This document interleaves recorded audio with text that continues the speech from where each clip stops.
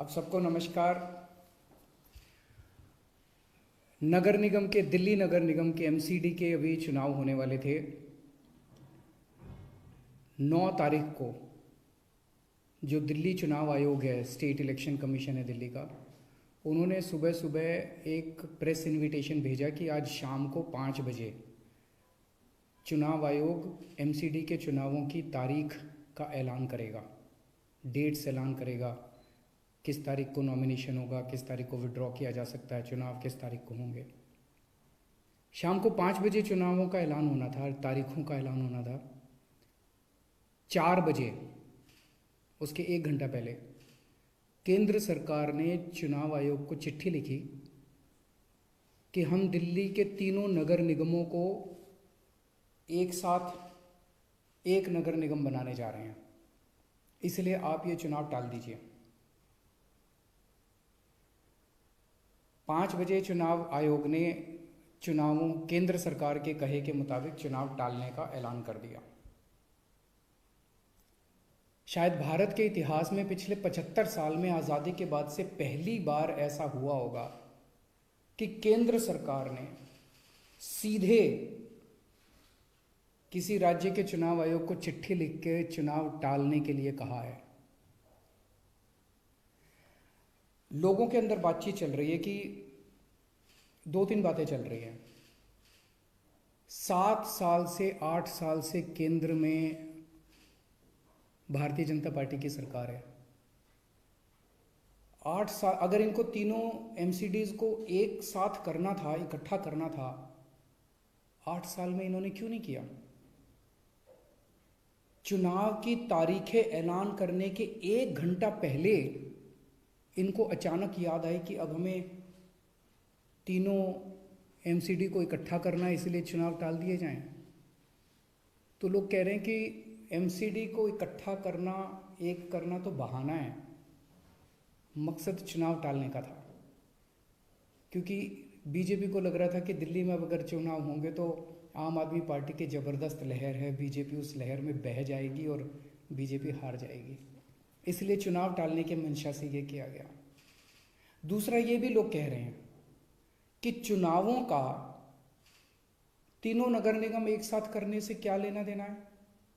आज 3 नगर निगम हैं दिल्ली में, 272 वार्ड हैं, कुछ इसमें कुछ इसमें कुछ इसमें। तो तीनों नगर निगम के काउंसलर अपने अलग अलग नगर निगम में बैठते हैं। चुनाव हो जाने दीजिए, अगर तीनों को इकट्ठा भी कर दोगे आप तो वो एक जगह बैठने लग जाएंगे। दोबारा चुनाव कराने की क्या जरूरत है? अभी चुनाव रोकने की क्या जरूरत है? चुनाव टालने की क्या जरूरत है? चुनाव करवाओ, नए काउंसलर आएंगे और नए काउंसलर जो भी आएंगे वो जब तक तीनों नगर निगम है तीनों में बैठ जाएंगे, एक नगर निगम होगा वो एक साथ आके बैठ जाएंगे। तो चुनाव टालने की तो ज़रूरत ही नहीं थी। लेकिन मकसद तीनों नगर निगम एक साथ करने का नहीं था। अगर करना होता तो 7 साल में कर लेते ये लोग। मकसद था चुनाव टालने का।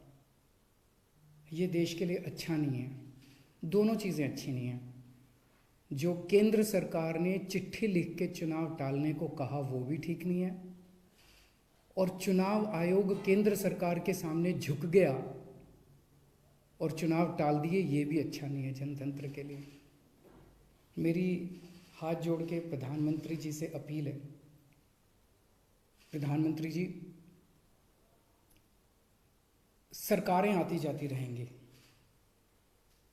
कल आप भी नहीं होंगे, कल मैं भी नहीं होऊंगा।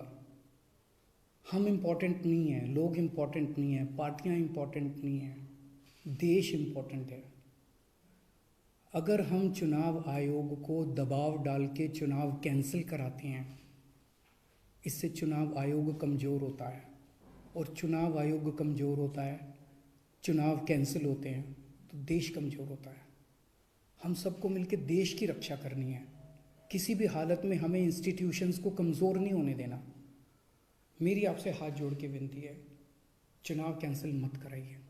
अगर चुनाव कैंसिल होते हैं, ये जनतंत्र के लिए बहुत बड़ा खतरा है। आज ये कहा जा रहा है कि हम तीनों एमसीडी एक करना चाहते हैं, इसीलिए चुनाव टाल दीजिए। कल को मान लो लोकसभा का चुनाव है, उसके पहले अगर कहा जाएगा कि ये पार्लियामेंट्री सिस्टम अच्छा नहीं है, हम प्रेसिडेंशियल सिस्टम लाना चाहते हैं, संविधान में बदलाव करना चाहते हैं, इसलिए चुनाव टाल दीजिए। तो क्या चुनाव टाले जाएंगे? मान लो कल को कोई स्टेट असेंबली का चुनाव है, ये कहा जाएगा कि हम 2 राज्यों को इकट्ठा करना चाहते हैं इसलिए चुनाव टाल दीजिए, तो क्या चुनाव टाल दिए जाएंगे? क्या जनतंत्र के अंदर चुनाव ऐसे टाले जा सकते हैं? ये बहुत बड़ा प्रश्न है।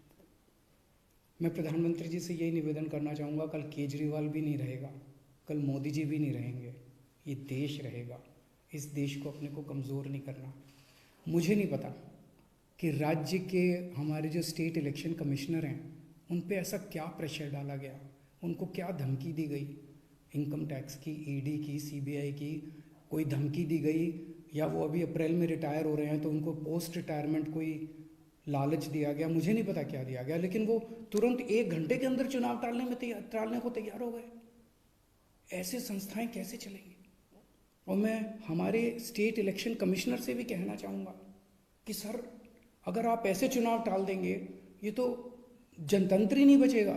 हम लोगों ने आज़ादी किस लिए पाई थी? इस देश ने आज़ादी किस लिए पाई थी? जनता का राज है, जनतंत्र है इस देश के अंदर। आप ऐसे चुनाव टाल देंगे तो जनतंत्र ही नहीं बचेगा। मुझे नहीं पता आपके ऊपर क्या प्रेशर डाला जा रहा है, मुझे नहीं पता आपको क्या धमकी दी जा रही है या क्या लालच दिया जा रहा है, लेकिन सर, जो भी आपको धमकी दी जा रही है, जो भी आपको लालच दिया जा रहा है, बाहर आके बता दीजिए देश को, सारी जनता को बता दीजिए। देश आपके साथ खड़ा होगा, पूरा देश आपका साथ देगा। पर झुकिए मत सर, किसी के सामने मत झुकिए। देश की बात है, जनतंत्र की बात है। नमस्कार।